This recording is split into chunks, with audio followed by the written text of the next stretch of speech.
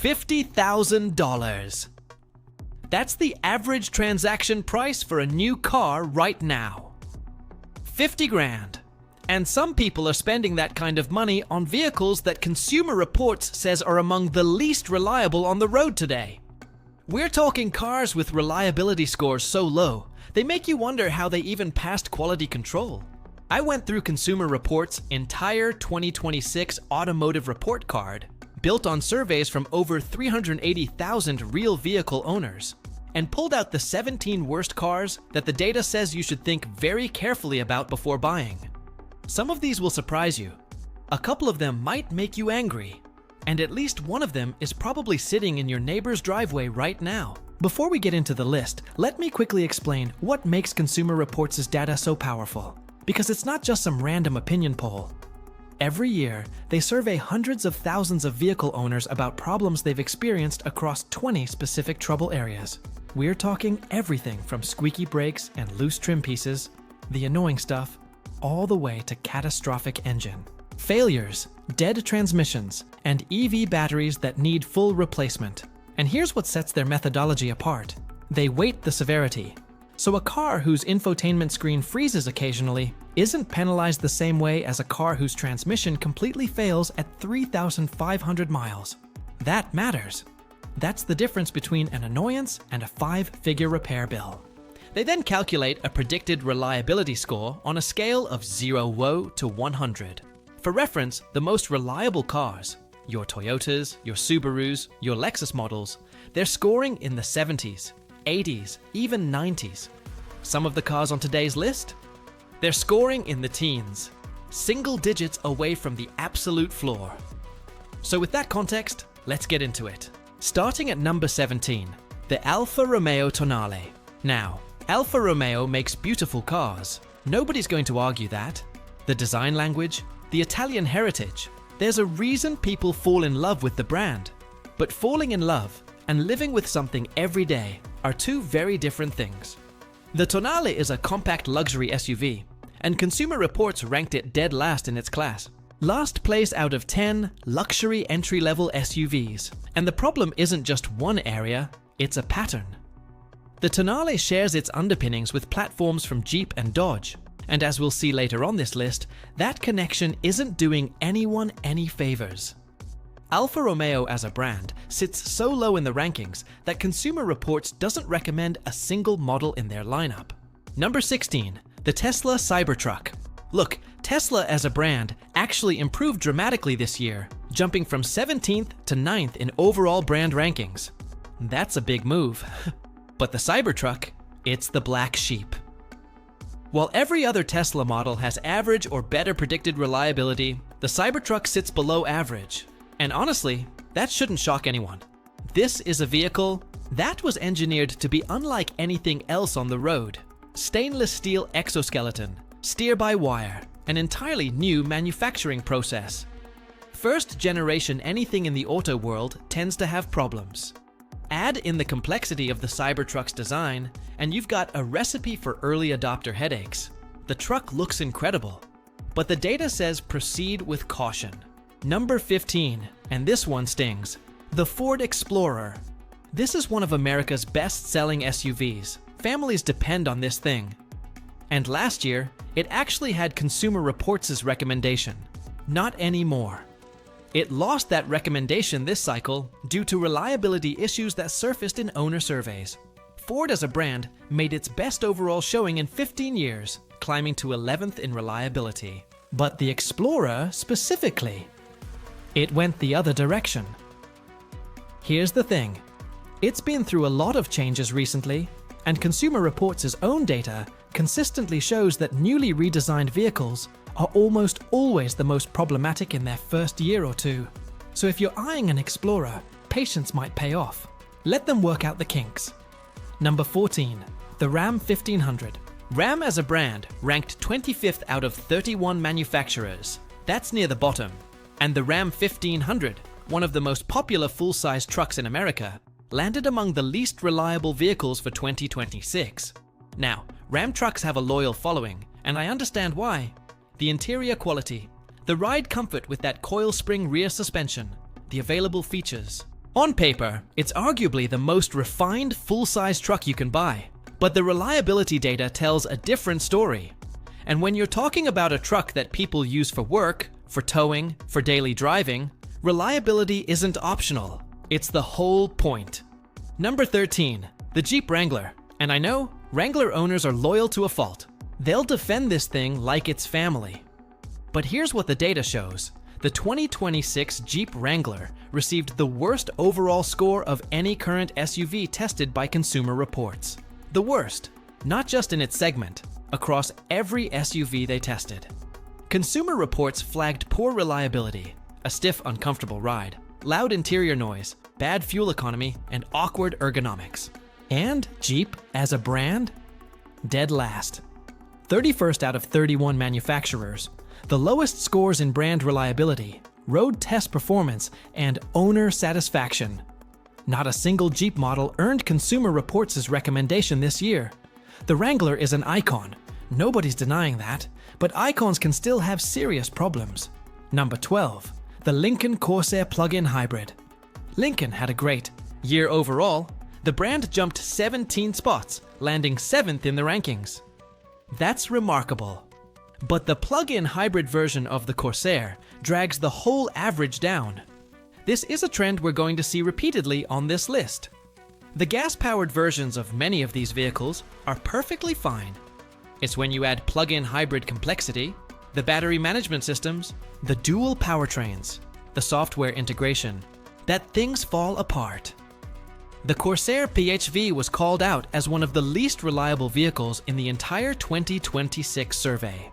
Lincoln is doing great things right now, but this particular model needs work. Number 11, the Jeep Grand Cherokee 4xe, their plug-in hybrid. Another Stellantis product, another PHEV struggling with reliability. The Grand Cherokee 4xe landed among the least reliable vehicles for 2026. The standard Grand Cherokee already ranked second to last in its segment. The Grand Cherokee L wasn't much better. And the plug-in hybrid version? Even worse. Jeep's entire lineup has a credibility problem right now, and the data doesn't lie.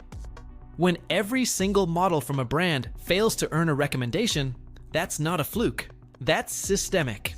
Now, before we continue, I want to point something out. Notice a trend. A huge portion of this list involves electrified vehicles, plug-in hybrids, and full EVs, and the data backs this up in a big way. Consumer Reports found that EVs experience about 80% more problems on average than traditional gas-powered cars.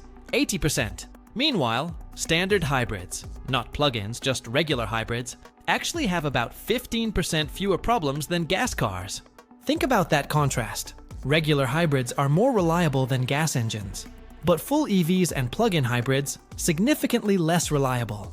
It's not that electrification is bad, it's that the technology is still maturing, and many manufacturers are rushing products to market before the engineering is fully sorted. That's what this list really reveals. All right, let's keep going, because the scores are about to get much worse. Number 10, the Chrysler Pacifica Hybrid, with a reliability score of just 26 out of 100. This is the only minivan Chrysler makes. Actually, minivans are basically all Chrysler makes right now. Their entire lineup is the Pacifica and the Voyager. So when your one product is this unreliable, that's a serious problem. Owners reported issues with the transmission, the engine, in-car electronics that freeze and go blank, electrical accessories, EV battery cooling problems, and charging system failures. When it comes to a vehicle that families use to haul their kids around, subpar reliability isn't just disappointing, it's a deal breaker. You need your minivan to start every single time. Number 9, the Honda Prologue, scoring 25 out of 100. This one hurts because Honda's reputation is built on reliability. The Civic, the CR-V, the Accord, legendary for lasting forever. But the Prologue is Honda's first mass-market EV, and it's built on General Motors' Ultium platform, not Honda's own engineering. And the results show: EV battery problems, charging issues, climate system failures, drive system concerns, body hardware issues, electrical accessory problems, screens freezing, and even weather stripping coming loose and trim pieces rattling. That's a long list for a brand that people trust specifically because their cars don't have problems. The Prologue proves that a badge alone doesn't guarantee quality. The platform matters just as much. Number 8. The Kia EV6, also scoring 25 out of 100. The EV6 won World Car of the Year when it launched. It was supposed to be the EV that proved Korean automakers could compete with anyone. And in a lot of ways, it delivered. The design, the performance, the charging speed. But reliability, that's where it stumbles. Owners reported EV battery malfunctions, electric motor issues, problems with the integrated charging control unit, climate system failures, brake issues, and body hardware concerns. The EV6 lost Consumer Reports' recommendation this cycle. For a car that starts around $43,000, these aren't minor inconveniences. Number 7. The Kia EV9, scoring 24 out of 100. 2 Kias back-to-back. The EV9 is Kia's flagship 3-row electric SUV, priced well into the $50,000 plus range. Owners are reporting battery cells that need individual replacement, EV charging problems, body hardware failures, electrical accessory issues, and infotainment screens freezing or going blank. The EV9 also lost its recommendation. Here's what concerns me. This is a family SUV, 3 rows. People are buying this to replace their Telluride or their Highlander. They're trusting it for road trips, school runs, daily life. And when your battery pack needs individual cells replaced, that's not a quick fix. That's a multi-week dealership visit. Number 6. The Mazda CX-90, the gas-powered version, scoring 23 out of 100. Mazda had one of the biggest falls in the entire survey this year, dropping from 6th place all the way to 14th, making it the lowest ranked Japanese brand. And the CX-90 is a huge reason why. Owners reported premature timing chain failures, slipping transmissions, torque converter problems, steering issues, brake problems, keyless entry that stops working, infotainment screens freezing, and various noises and leaks throughout the vehicle. This isn't 1 or 2 trouble spots. This is a vehicle with problems across almost every major system. The timing chain failures are particularly alarming because that's an expensive repair that should not be happening on a relatively new vehicle. Number 5. The Genesis GV60, scoring just 21 out of 100. Genesis has been positioning itself as the Korean luxury alternative to BMW and Lexus. The GV60 is their compact electric SUV, and on paper, it's impressive. In practice, the reliability data is brutal. Full battery pack replacements, cooling system problems, charging control unit failures, drive system issues, climate malfunctions, brake problems, the entire infotainment system needing replacement, trim pieces around the windshield falling off. One owner told Consumer Reports they received a dashboard warning, took the car to the dealership, and after several weeks were told the entire drive battery needed to be replaced. Several weeks without your car because the main battery failed. On a luxury vehicle. That's a tough pill to swallow. Number 4. The Mazda CX-90 plug-in hybrid, scoring 20 out of 100. Mazda appears twice on this list, and the PHEV version is even worse than the gas model. This thing has problems in virtually every category Consumer Reports tracks. EV battery malfunctions and cooling issues, electric motor failures, transmission problems, drive system concerns, fuel system issues, climate system breakdowns, steering and suspension problems, brake failures, electrical accessory malfunctions, body hardware defects, in-car electronics glitches, noises, leaks, paint and trim issues. One owner reported that within a week of purchase, the car stalled and died. An indicator light read battery leakage. The car was towed and kept by Mazda for 31 days, while they developed new software to fix it. 31 days on a brand new car. Number 3. The Chevrolet Blazer EV, scoring 19 out of 100. Remember when GM launched this and immediately had to pause sales because of software problems? The issues haven't gone away. EV battery malfunctions and cooling failures. climate system problems including the electric heating system and the AC compressor, the 12-volt battery dying, which in an EV can leave you completely stranded, display screens freezing or going blank, multiple types of noises and leaks. Chevy ranked 17th overall, solidly mid-pack, which means the Blazer EV is dragging their average down hard. This was supposed to be GM's answer to the Tesla Model Y. Instead, it's become a cautionary tale about rushing an EV to market. Number 2. The Rivian R1T electric pickup, scoring just 18 out of 100. Rivian is still a young company, and growing pains are expected. But this goes beyond growing pains. Owners reported EV battery replacements, complete electric motor failures requiring motor replacement, climate system issues, steering and suspension problems, faulty electric door handle motors, tailgate latches that won't close, loose fender liner trim, and various noises and leaks. One owner took the truck in for a recall repair and was told the entire drivetrain was failing and needed replacement. The entire drivetrain on what's essentially a brand new vehicle. Rivian ranked at the very bottom of brand reliability for the second year in a row. The R1T is a genuinely cool truck with a passionate community. But cool doesn't pay the repair bills. And the number one worst car according to Consumer Reports, the 2026 GMC Acadia, with a reliability score of just 14 out of 100. 14. That is one of the lowest reliability scores Consumer Reports has ever given to any vehicle. The Acadia has the most reported problems of any car on the entire least reliable list. Transmission failures requiring complete replacement, leaking transmission fluid, brake system failures, electrical accessory malfunctions across the board, in-car electronics that barely function. One owner reported a catastrophic engine failure at just 3,500 miles. The engine lost oil pressure while driving on the highway with zero warning. The car had to be towed to an out-of-state dealer. 3,500 miles.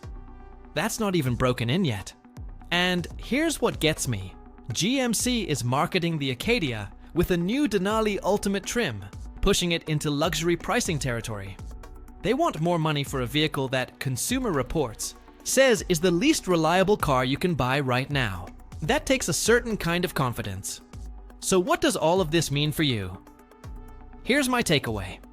First, and this is the most important thing, newly redesigned vehicles are almost always the most problematic. Consumer Reports' own senior director of auto testing said it directly. The slow and steady approach to vehicle redesigns pays dividends for reliability. If a car just went through a major overhaul, give it a year or two. Second, electrified powertrains are still a reliability wildcard. Regular hybrids are great. They're actually more reliable than gas cars. But plug-in hybrids and full EVs are still working through significant growing pains. If you're going electric, stick with models that have been on the market for a few years with a proven track record. Third, brand reputation only gets you so far. Honda is on this list. Mazda is on this list twice. Kia is on here twice. Genesis is here. These are brands people trust, but trust should be based on current data, not past glory. Always check the specific model. And finally, none of this means these are irredeemable vehicles. Many of them drive beautifully and have loyal owners who love them. But if reliability and long-term ownership costs matter to you, and for most people spending $50,000, they should, this data deserves your attention. If this kind of data-driven breakdown helps you make smarter decisions, I'd love for you to subscribe. I've got more content coming that covers the most reliable cars and best values on the market right now. The flip side of today's list. Drop a comment and tell me, are any of these on your shopping list? Or worse, are any of them in your garage right now? I want to hear your real ownership experience. Thanks for reading.